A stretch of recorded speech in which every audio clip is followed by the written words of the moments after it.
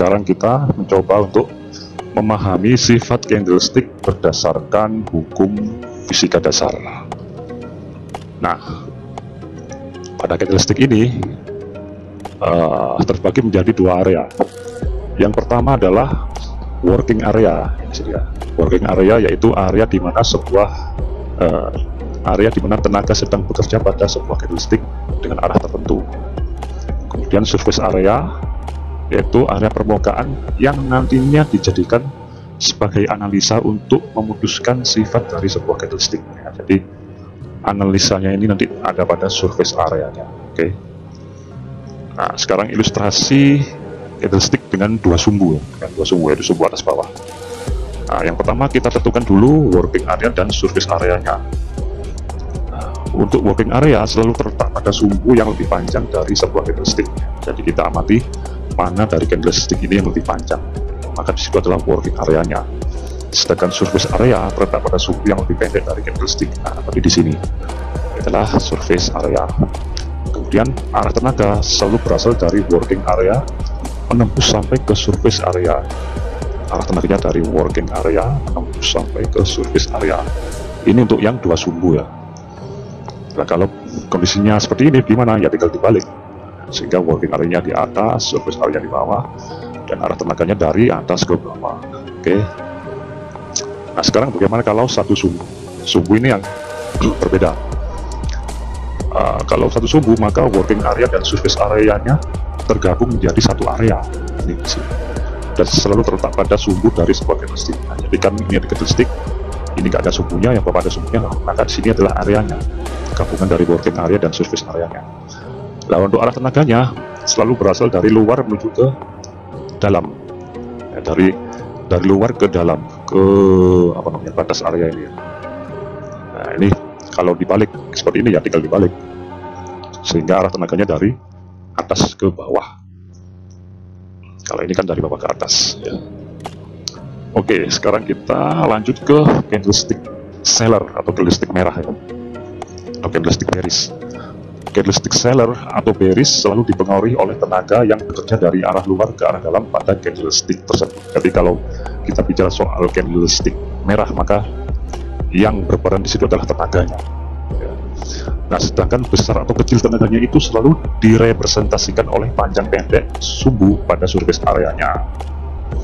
Nah, untuk lebih jelasnya seperti kita bicara soal hukumnya dulu ya, hukum sumbu candlestick seller ya pada surface areanya. Jadi kita amati pada surface areanya, bila sumbunya itu pendek, maka itu berarti tenaganya kecil.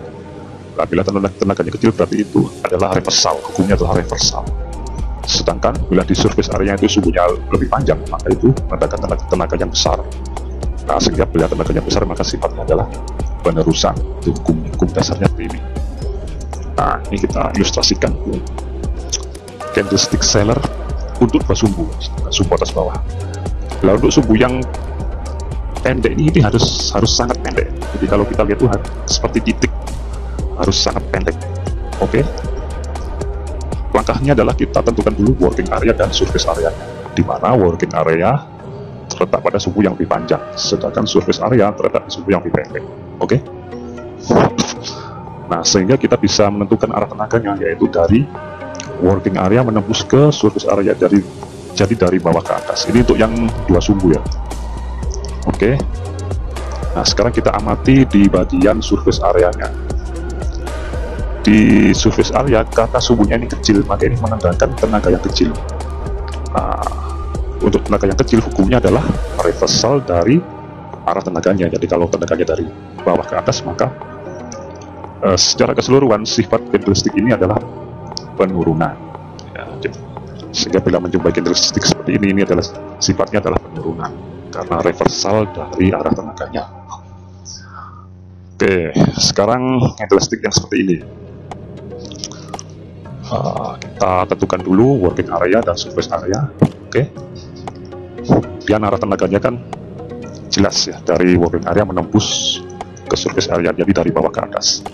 Nah, sekarang kita amati di surface area. Nah, karena ini lebih panjang ya, sumbunya daripada yang ini kan lebih panjang. Nah, ini menandakan tenaganya yang besar. Nah, maka hukumnya kalau tenaganya besar, maka sifat candlestick ini adalah penerusan dari arah tenaganya. Jadi kalau arah tenaganya dari bawah ke atas, maka secara keseluruhan sifat dari candlestick ini adalah kenaikan. Ya, oke. Nah, ini adalah macam-macam candlestick seller, candlestick merah, tapi dengan dua sumbu. Nah, pertama kita coba perhatikan apa yang membedakan candlestick ini. Ya. Perbedaannya adalah hanya pada bodinya saja sebetulnya, ya kan? Hanya pada bodinya saja. Sedangkan karakternya semuanya ini sama. Ini penurunan ya. Mengapa kok sama ya? Karena di bagian surface areanya ini sumbunya pendek, sehingga ini sepertinya penurunan semua. Nah, sedangkan untuk yang ini semuanya kenaikan karena di surface areanya sumbunya panjang. Kenaikan. Jadi kita tidak menghafal, oh kalau ini berarti penurunan, oh kalau ini berarti kenaikan. Tidak seperti itu. Ya, semuanya itu ada teorinya, masing-masing. Oke. Sekarang kita lanjut candlestick seller tapi untuk yang satu sumbu. Nah, bagaimana kalau satu sumbu? Nah, teorinya kalau satu sumbu berarti working dan surface area ini jadi satu di bagian yang ada sumbunya. Ya, oke. Kan ada sumbunya yang di atas, maka working dan surface area ini ada di sini. Nah, untuk arah tenaganya juga berbeda. Karena satu sumbu, maka arah tenaganya itu dari luar ke arah dalam, jadi dari atas ke bawah sampai ke batas area ini. Nah, ini untuk hukumnya. Karena ini sumbunya kecil, maka menandakan tenaganya kecil. Nah, dikarenakan tenaganya kecil, maka sifat candle adalah reversal dari arah tenaganya. Nah, jadi kalau arah tenaganya dari atas ke bawah, maka sifat candlestick ini adalah kenaikan. Oke. Nah, sekarang tetap satu sumbu, namun ini sumbunya lebih panjang, ya, lebih panjang daripada ini. Nah, pertama-tama kita tentukan working dan surface areanya di sini, dan arah tenaganya dari atas ke bawah. Oke. Nah, karena sumbunya ini panjang, berarti kan menandakan tenaga yang besar. Nah, bila tenaganya besar, maka sifat candlestick ini adalah penerusan dari arah tenaganya. Jadi kalau arah tenaganya dari atas ke bawah, maka sifat candlestick ini adalah penurunan. Jadi dalam menjumpai candlestick seperti ini sifatnya adalah penurunan.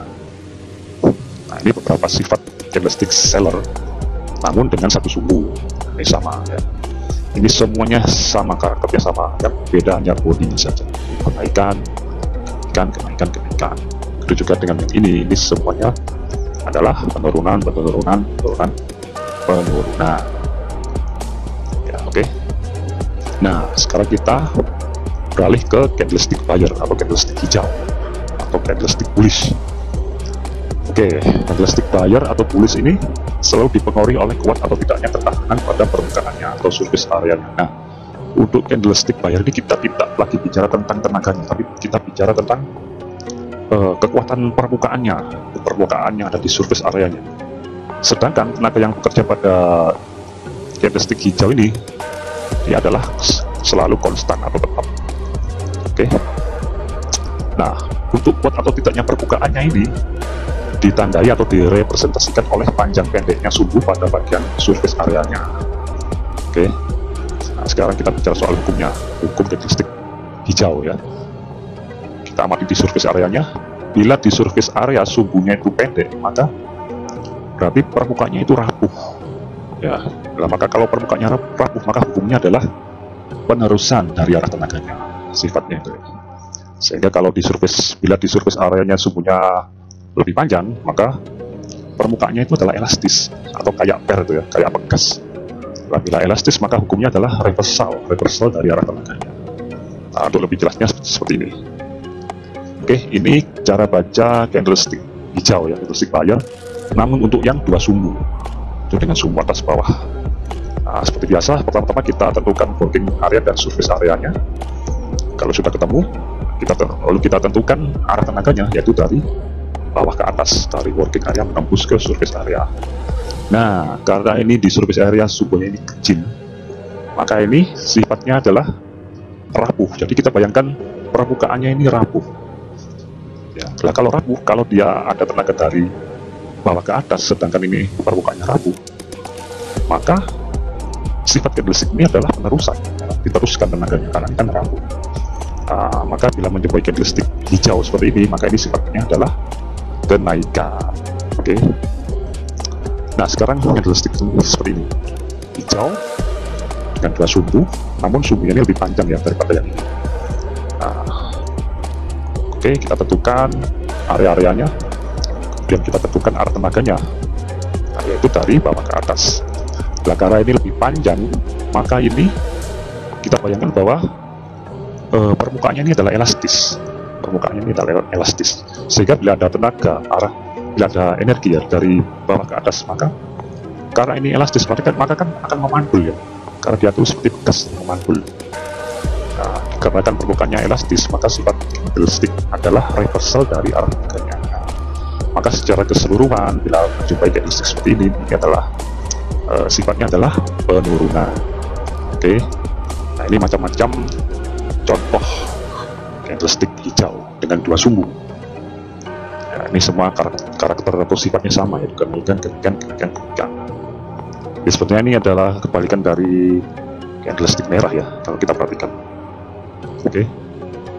Itu juga dengan yang ini karakternya semuanya sama, penurunan. Maka penurunannya karena di bagian surface areanya ini sumbunya ini lebih panjang, ya kan? Jadi karakternya semuanya sama, penurunan semua. Yang berbeda hanyalah bodinya saja. Oke, sekarang bagaimana kalau satu sumbu? Candlestick hijau tapi 1 sumbu.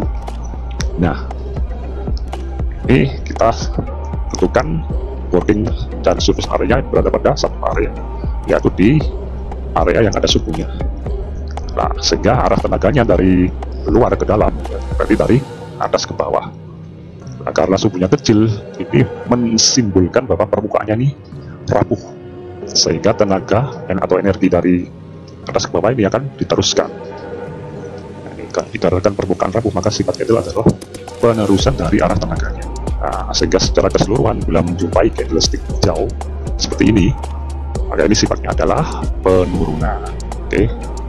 Sekarang masih dengan candlestick 1 sumbu, candlestick hijau 1 sumbu, namun ini lebih panjang.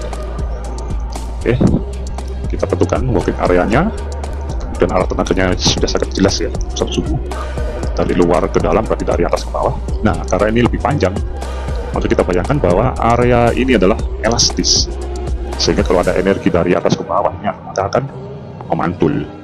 Nah, dikarenakan permukaan elastis, maka sifat candle adalah reversal dari arah tenaganya, kebalikan. Nah, maka secara keseluruhan sifat candlestick seperti ini adalah kenaikan. Oke. Nah, ini beberapa contoh untuk candlestick hijau, namun dengan 1 sumbu. Nah, ini kita perhatikan karakternya semuanya sama ya. Semuanya sama, penurunan. Itu juga dengan yang ini, karakternya sama semua, ini kenaikan. Ya, oke, sudah sangat jelas. Kita bahas candlestick berdasarkan hukum fisika dasar. Oke, itu aja. Semoga bermanfaat. Sekian dan